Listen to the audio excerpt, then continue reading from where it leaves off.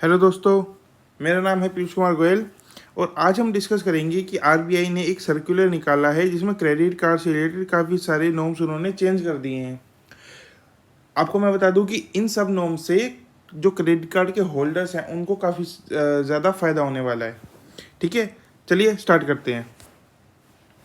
तो उससे पहले आप मुझे फॉलो कर सकते हैं यूट्यूब पर, इंस्टाग्राम पर, लिंक्डइन पर। लिंक मैंने डिस्क्रिप्शन में दे दिया है। एंड प्लीज़ गाइज यूट्यूब पर ज़्यादा से ज़्यादा संख्या में मुझे सब्सक्राइब करें ताकि आपको इस टाइप की वीडियो मिल सके। क्योंकि क्या है कि अगर आप इन वीडियोज़ को सब्सक्राइब करते हैं या लाइक करते हैं तो यूट्यूब इनको और ज़्यादा से ज़्यादा प्रमोट करता है। ठीक है, तो और ये आपके जो लाइक्स हैं, आपके जो कमेंट्स हैं, ये मोटिवेट करते हैं इस टाइप की और वीडियोज़ बनाने के लिए। चलिए स्टार्ट करते हैं। तो देखिए, कुछ बातें करते हैं कि इशुएंस ऑफ कार्ड से रिलेटेड क्या क्या आरबीआई ने नॉर्म्स निकाले हैं। ठीक है, तो सबसे पहला नॉर्म ये है कि कोई भी क्रेडिट कार्ड कंपनी किसी भी तरह का क्रेडिट कार्ड इशू नहीं करेगी या उसको अपग्रेड नहीं करेगी without the consent of customer.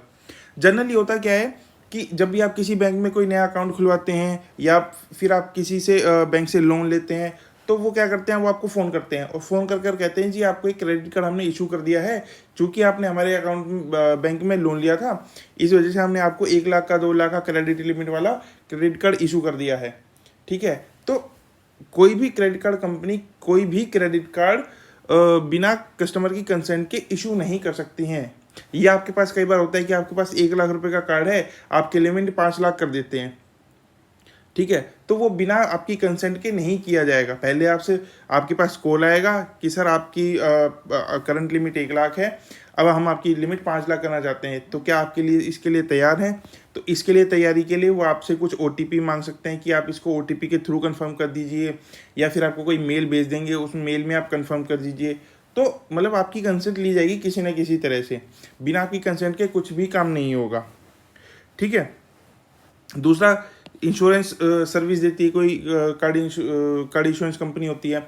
Basically insurance किस लिए होता है कि जैसे आप कोई क्रेडिट कार्ड के लिए इंश्योरेंस ले लो कि कल को वो क्रेडिट कार्ड खो गया या उससे कोई नुकसान हो गया, तो आप थोड़ा सा प्रीमियम दीजिए और जो क्रेडिट कार्ड जो इंश्योरर कंपनी है वो आपको उस लॉस का या उस जो आपका फ्रॉड हुआ है उसका कंपनसेशन देती है। ठीक है, तो उसके लिए क्रेडिट कार्ड कंपनी कुछ प्रीमियम चार्ज करती है। और जनरली क्या होता है, वो प्रीमियम ना हिडन होता है कि जी हमने तो उसके इंश्योरेंस चार्जेस के काट लिए हैं। तो अब क्या होगा कि अब अगर आप उसको कोई इंश्योरेंस सर्विस दे रहे हो कार्ड होल्डर को, तो आपको उसकी परमिशन लेनी पड़ेगी। अगर वो कहता है कि जी हमको इंश्योरेंस दे दो तो ही आप उसको इंश्योरेंस सेल कर सकते हो, अदरवाइज उसको इंश्योरेंस सेल नहीं कर सकते हो। ठीक है, तीसरी चीज़ है कि जैसे lost before reaching to the customer. कई बार क्या होता है जो क्रेडिट कार्ड होता है वो क्रेडिट कार्ड कस्टमर तक पहुंचने से पहले ही वो लॉस्ट हो जाता है, खो जाता है। अब वो जो लॉस्ट है वो उसको जो कार्ड खो गया है वो कई बार क्या होता है किसी ऐसे आदमी के हाथ में लग जाता है, वो उस कार्ड को एक्टिवेट कर लेता है, उसको यूज़ करने लग जाता है।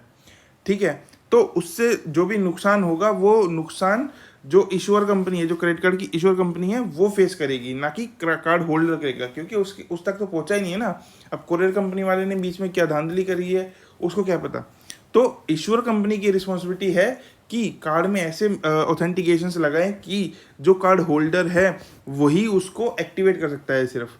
ठीक है, ऑल्दो आज की डेट में ऐसा बहुत कम होता है, लेकिन फिर भी ये एक नॉर्म में डालना ये जरूरी था, क्योंकि ये कोई क्रेडिट कार्ड कंपनी ने मान लो ऑथेंटिकेशन वगैरह ये चीज़ें नहीं डाली तो कौन रिस्पॉन्सिबल होगा।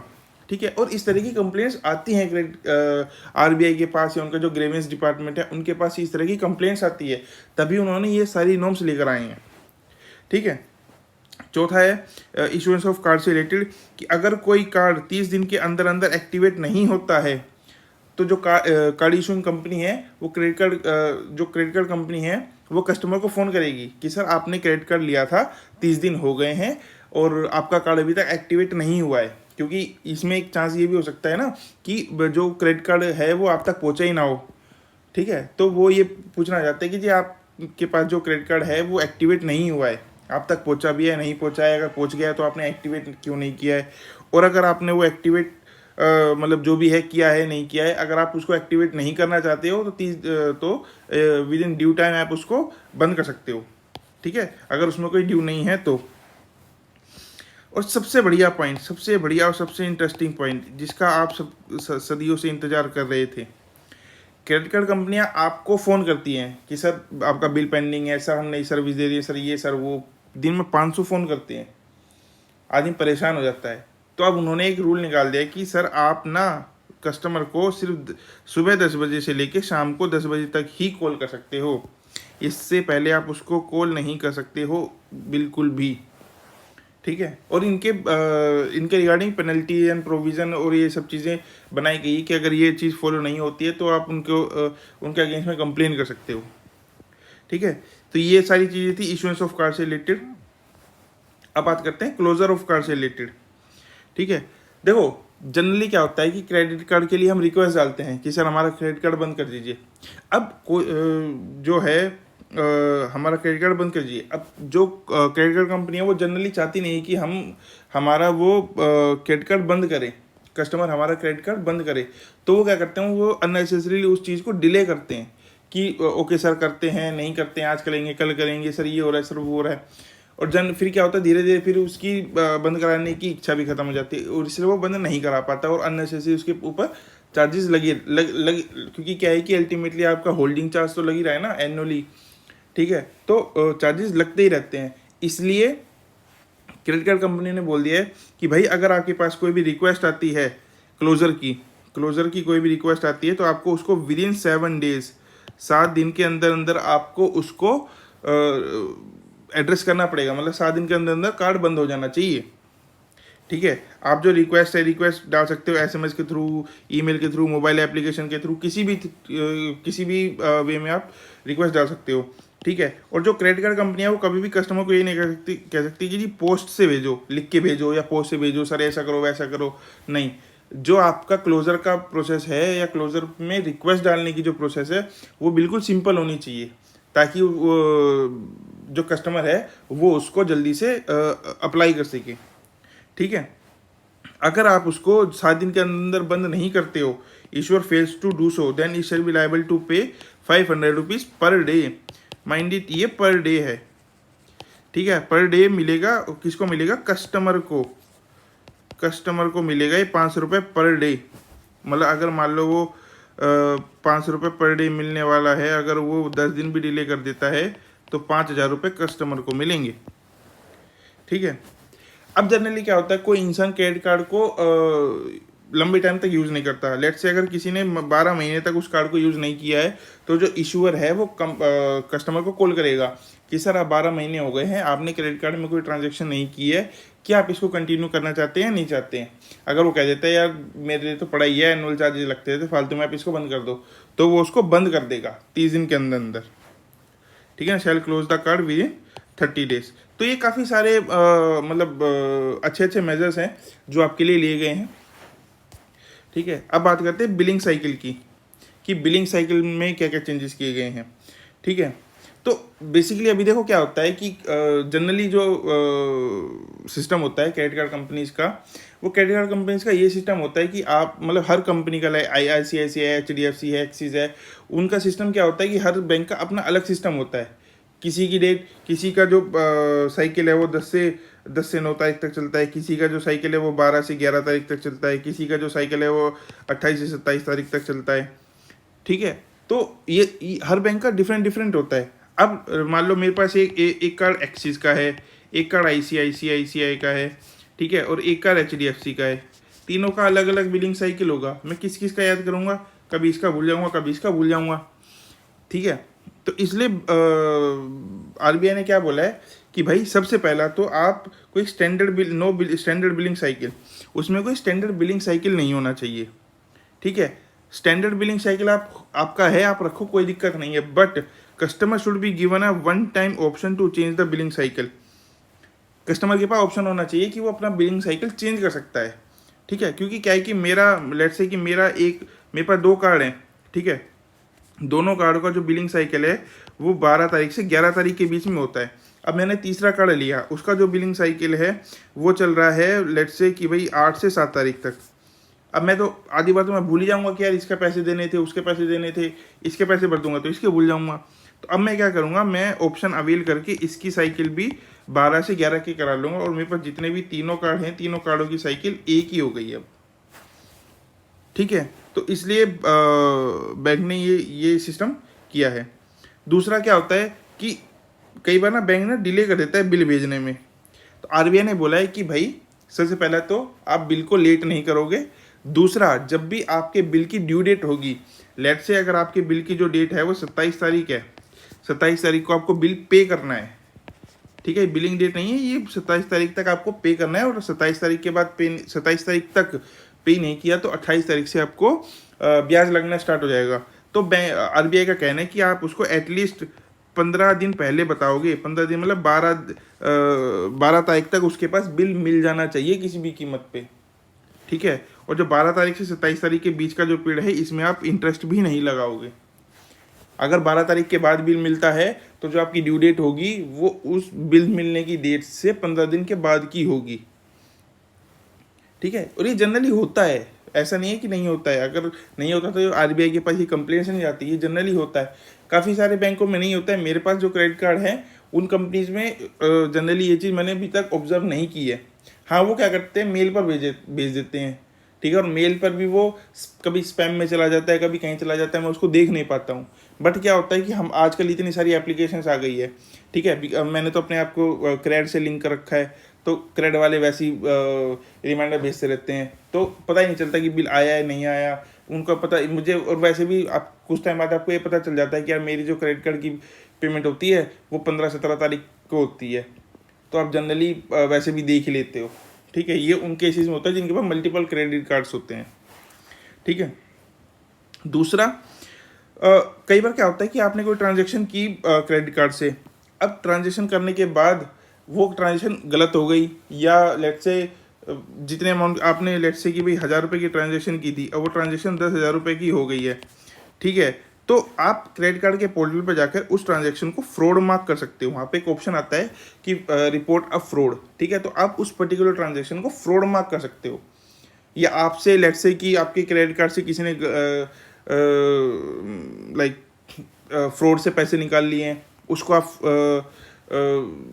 फ्रॉड मार्क कर सकते हो। तो वहाँ पर ऑप्शन होता है आपके पास, जैसे जब भी आप अपने क्रेडिट कार्ड के जो आपका लॉगिन पोर्टल होगा वहाँ पर जाएंगे, उस पर्टिकुलर ट्रांजैक्शन में या फिर उस पूरे पेज पर कहीं ना कहीं एक रिपोर्ट फ्रॉड का ऑप्शन होता है, आप उस पर क्लिक कर दीजिए। ठीक है, जब आप उस ट्रांजैक्शन को फ्रॉड मार्क कर देंगे तो वो ट्रांजैक्शन प्रोसेस नहीं होगी। प्रोसेस का मतलब है कि पैसे वैसे तो कट चुके होंगे, बट उससे रिलेटेड जो भी आपके चार्जेस वगैरह लगने होंगे या ब्याज वगैरह लगना होगा वो तब तक नहीं लगेगा जब तक वो डिस्प्यूट रिजोल्व नहीं हो जाता।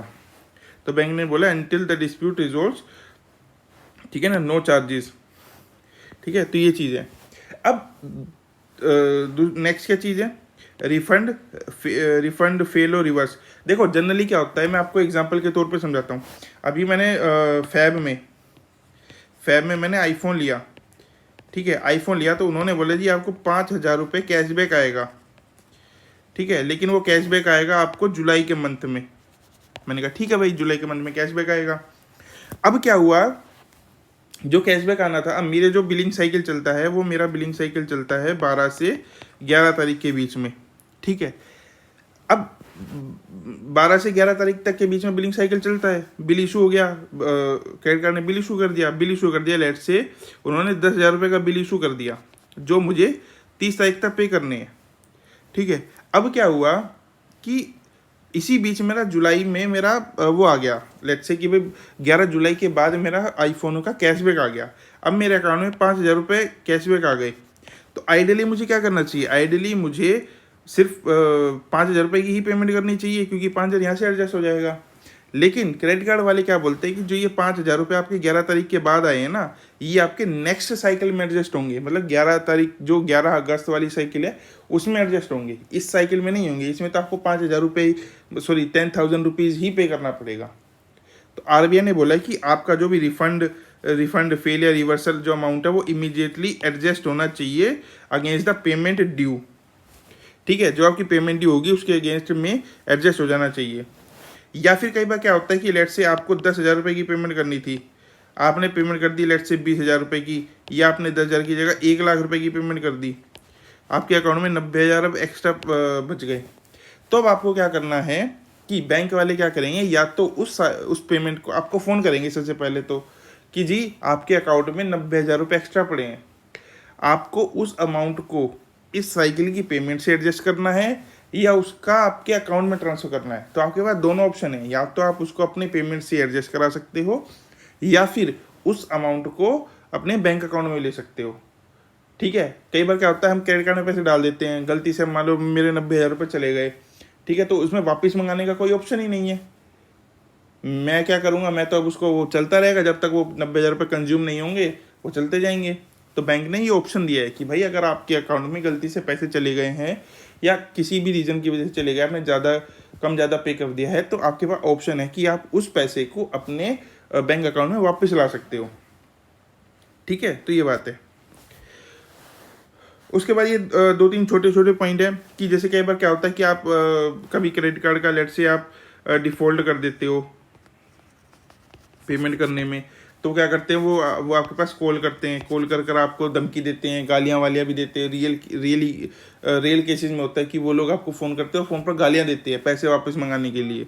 ठीक है, तो उन्होंने बोला है कि वो किसी तरह का शैल नॉट असोल्ट, इंटिमिडेशन और हैरेसमेंट ऑफ एनी काइंड, इधर वर्बल मतलब गालियाँ वालियाँ भी नहीं देंगे और फिजिकल, कई बार तो घर तक आ जाते हैं और मारताड़ करते हैं। तो दोनों चीज़ नहीं करेंगे, ना तो गाली गलौज करेंगे, ना ही फिजिकल कोई भी किसी तरह की फिजिकल हैरेसमेंट नहीं करेंगे against any person in their debt collection effort. ठीक है, तो ये चीज़ है। दूसरा, कोई भी जैसे आपको अनसोलिसिटेड लोन लेने के लिए, कोई भी आपको लोन देने के लिए कोई भी अननेसेसरी बातें नहीं बनाएंगे या झूठ नहीं बोलेंगे कि सर ऐसा हो जाएगा वैसा हो जाएगा, कई बार होता है और वो बाद में मुकर जाते हैं।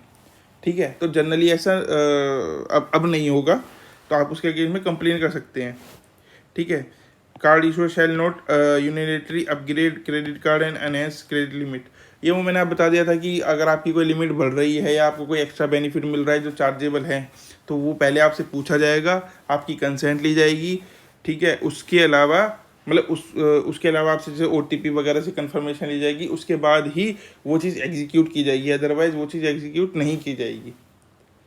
ठीक है, इसमें जैसे RBI ने बोला है कि एक आपने अगर सुना होगा मल्टी फैक्टर ऑथेंटिकेशन। ठीक है, मल्टी फैक्टर जो ऑथेंटिकेशन होता है वो क्या होता है कि आपको ईमेल के थ्रू भी एक OTP आएगा, मोबाइल के थ्रू भी OTP आएगा। ठीक है, तो दो OTP और डिफरेंट OTPs आएंगे, तो आपको दोनों OTP वहाँ पर डालने, तो ये मल्टी फैक्टर ऑथेंटिकेशन हो गया। या आपको हो सकता है कि यार कोई जो आपका बैंक है, लेट्स से ICICI है, उस बैंक की एप्लीकेशन पे जाकर कुछ करना पड़े, आपको OTP भी आए, आपकी मेल पर भी कोई कंफर्मेशन का लिंक आए, तो मल्टी फैक्टर मतलब 2-3 जगहों से जब आप कंफर्मेशन करते हो तो उसको मल्टी फैक्टर ऑथेंटिकेशन बोलते हैं। ठीक है, तो पैसे वैसे का मामला है तो इसमें मल्टी फैक्टर जो ऑथेंटिकेशन है वो तो वैसे भी होनी ही चाहिए। तो ये बात है। अब मैंने बोला कि आपको जो भी काम कराना है वो मल्टी फैक्टर ऑथेंटिकेशन के साथ ही कराना है। ठीक है, और ये चीज़ तो बताई दी है कि credit card issue shall not unitary upgrade, मतलब बिना बात में वो आपकी लिमिट वगैरह एक्सटेंड नहीं करेंगे, आपसे पहले पूछा जाएगा, उसके बाद ही आपकी लिमिट एक्सटेंड होगी।